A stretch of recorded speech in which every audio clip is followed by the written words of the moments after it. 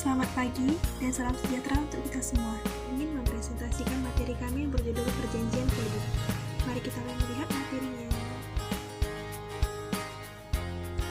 Halo, saya Nova Rasalinda Simatupang ingin mempresentasikan materi kami yang berjudul Perjanjian Kredit. Pengertian Perjanjian Kredit. Berdasarkan pasal 1754 Kitab Undang-Undang Hukum Perdata atau KUH Perdata, terdapat istilah perjanjian pinjam-meminjam yang dinyatakan sebagai berikut. Pinjam-meminjam adalah perjanjian dengan mana pihak yang satu memberikan pihak yang lain suatu jumlah tertentu barang-barang yang habis karena pemakaian, dengan syarat bahwa pihak yang belakangan ini akan mengembalikan sejumlah yang sama dari macam dan keadaan yang sama pula. Perjanjian kredit adalah perjanjian pendahuluan dari penyerahan uang. Perjanjian pendahuluan ini merupakan hasil permufakatan antara pemberi dan penerima. Pinjam mengenai hubungan-hubungan hukum antar keduanya. Oleh karena itu, pengertian perjanjian kredit tidak terbatas pada apa yang telah dijelaskan di atas. Akan tetapi, lebih luas lagi penafsirannya. Perjanjian kredit dapat juga disebut perjanjian pokok atau prinsipil yang bersifat real. Sebagai perjanjian prinsipil, maka perjanjian jaminannya adalah aksesorisnya. Ada dan berakhirnya perjanjian jaminan bergantung pada perjanjian pokok. Arti real ialah bahwa terjadinya perjanjian kredit ditentukan oleh penyerahan uang oleh bank kepada nasabah debitur. Sehingga dapat dikatakan juga perjanjian kredit merupakan perjanjian baku, dengan di sana-sini diadakan penyesuaian perlunya. Biasanya pihak bank telah mempunyai draft tersendiri, di mana para pihak dapat mengisi data pribadi dan data tentang pinjaman yang diambil. Sedangkan jangka waktu dan bentuknya sudah dicetak secara baku. Apabila debitur menerima semua ketentuan dan persyaratan yang ditentukan oleh bank, maka debitur berkewajiban untuk menandatangani perjanjian kredit tersebut.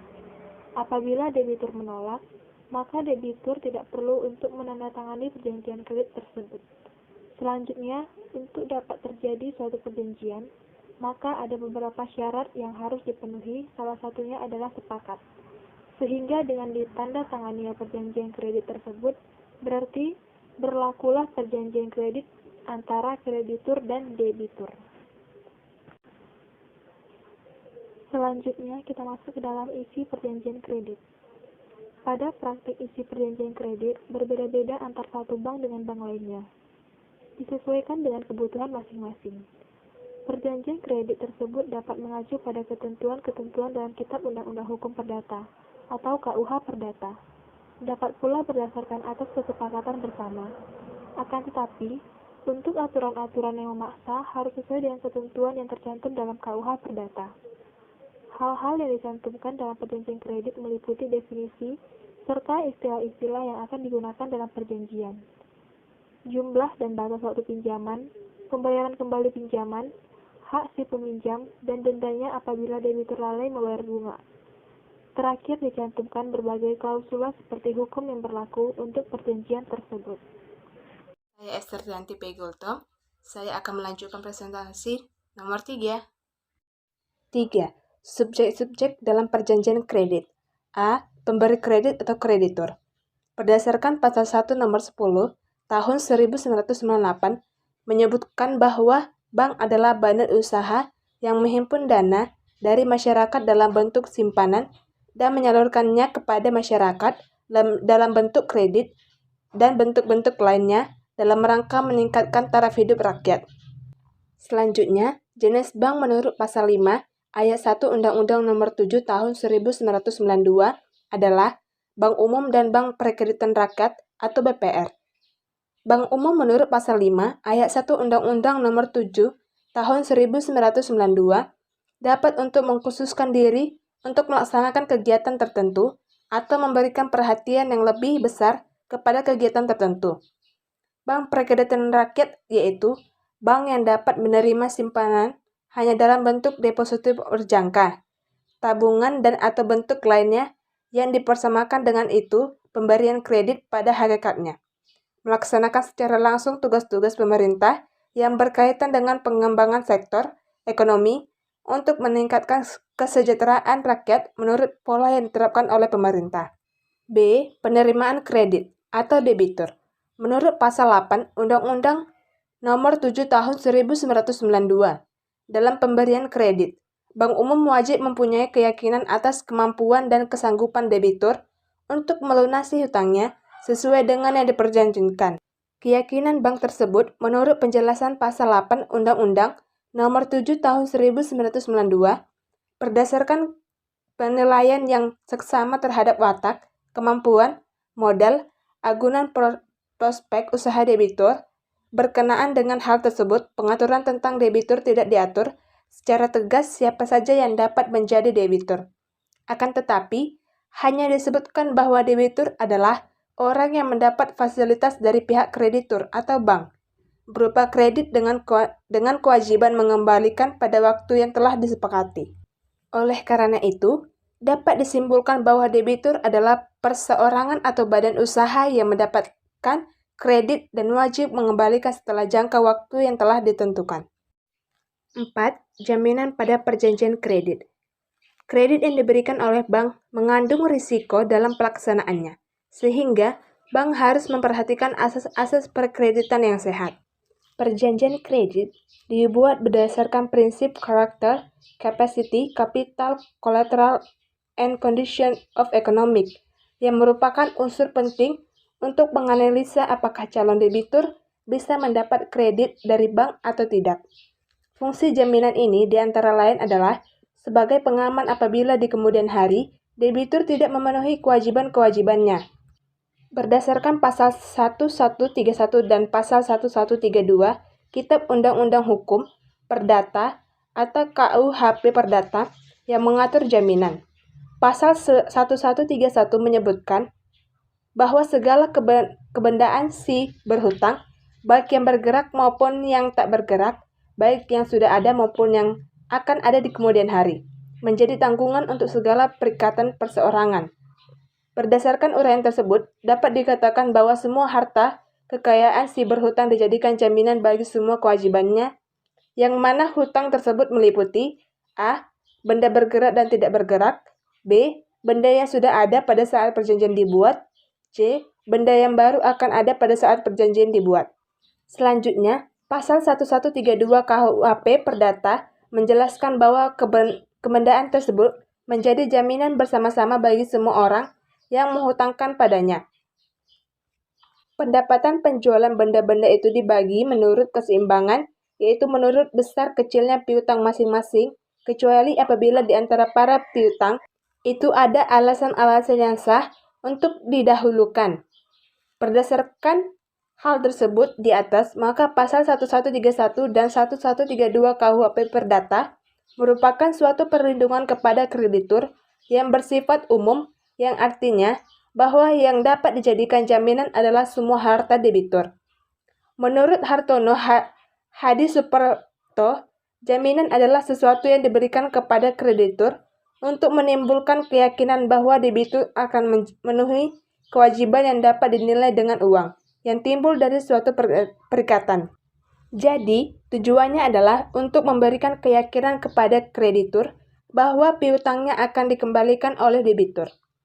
Karena lembaga jaminan yang baik adalah lembaga yang dapat secara mudah membantu memperoleh kredit itu bagi pihak yang memerlukan, yang mana tidak melemahkan posisi atau kekuatan si kreditur untuk melakukan atau meneruskan usahanya, serta dapat memberikan kepastian kepada si pemberi kredit dalam arti barang jaminan di setiap waktu tersedia untuk dieksekusi. Artinya, jaminan tersebut dapat dengan mudah diluangkan untuk melunasi hutang si penerima kredit.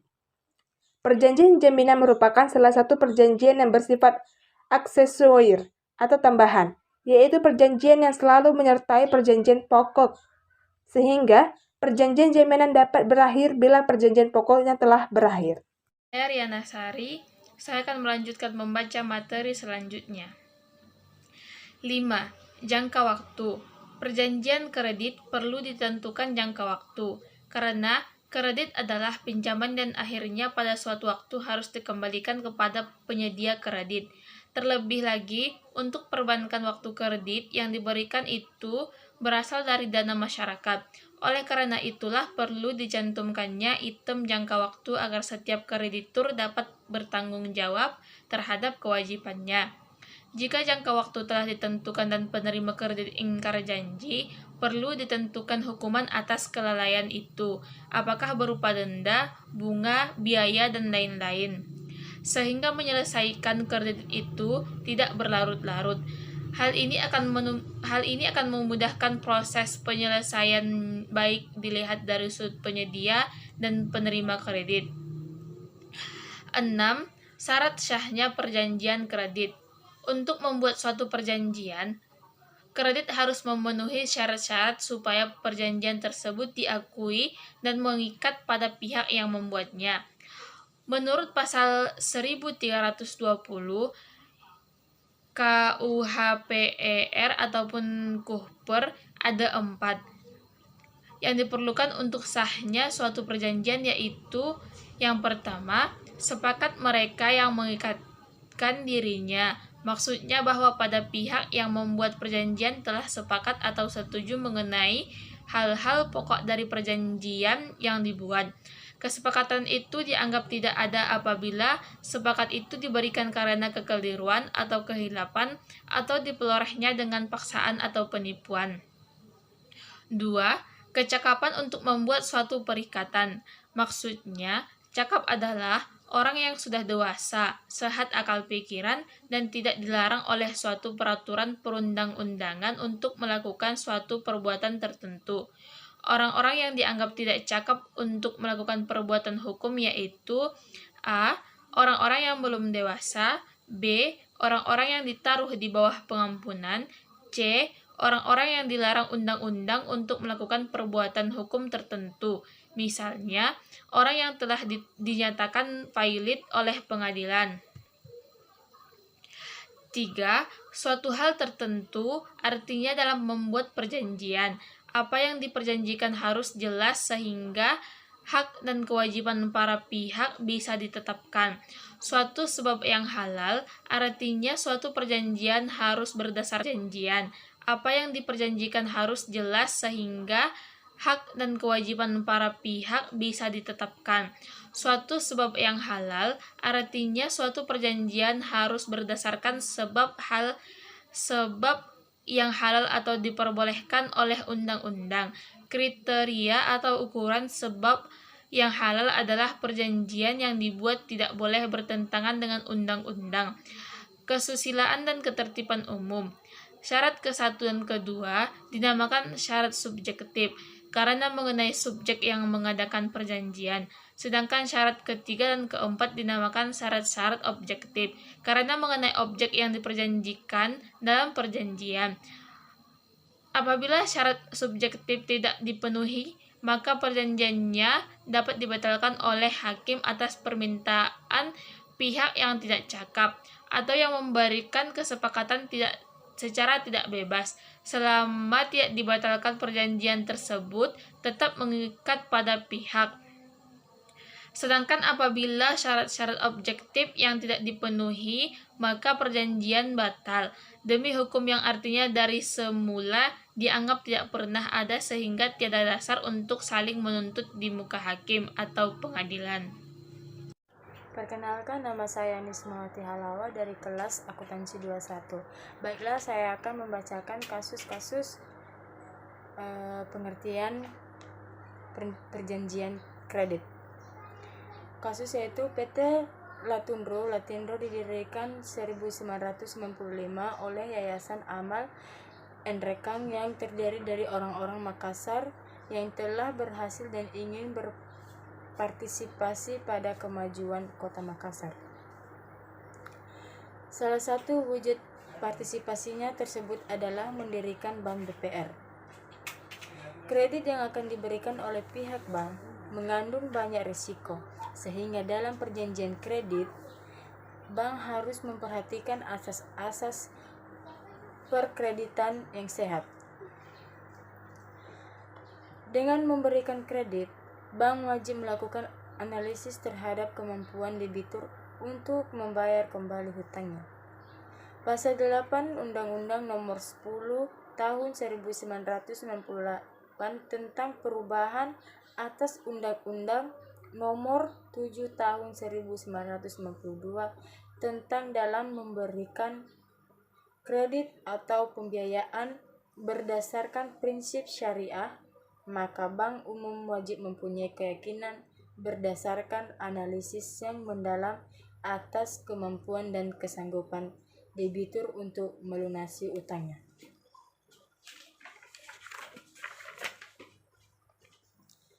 Nasabah yang memperoleh kredit bank tidak semua dapat mengembalikan dengan baik dan tepat waktu sebagaimana telah diperjanjikan.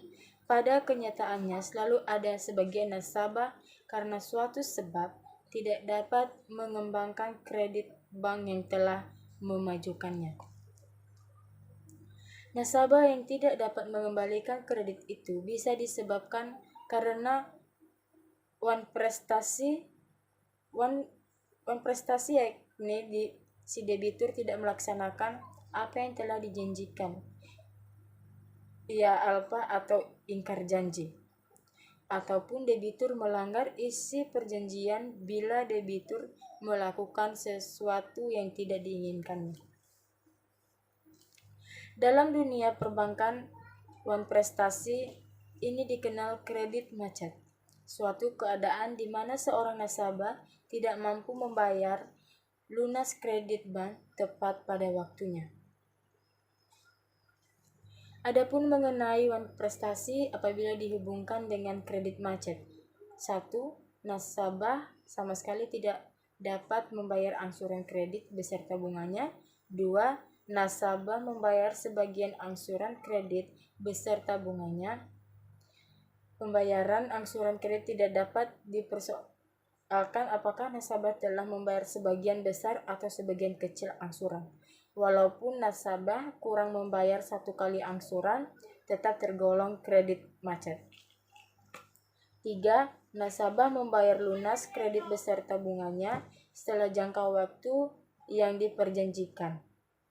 Hal ini tidak termasuk nasabah membayar lunas atas pelunasan nasabah, karena telah terjadi perubahan perjanjian untuk disepakati bersama.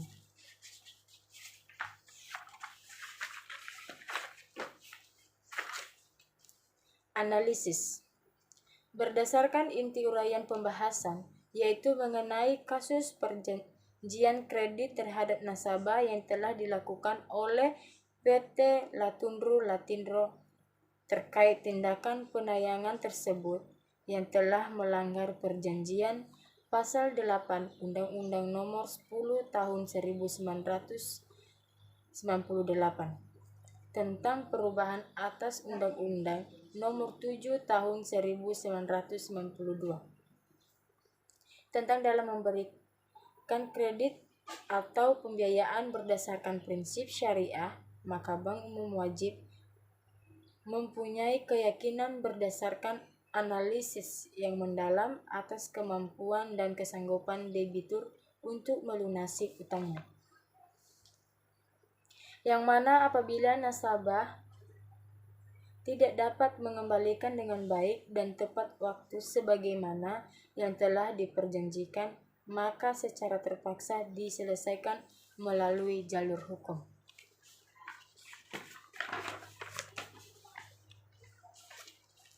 Penyelesaian.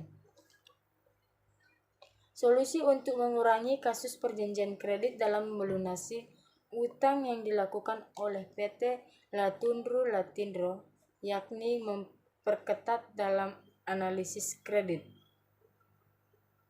memperhatikan batas maksimum pemberian kredit kepada golongan-golongan tertentu, dan berusaha untuk mendahulukan apabila terjadi kredit. Perjanjian bersama dengan nasabah tentang angsuran kredit bank, pokok maupun bunga, likuidasi jaminan.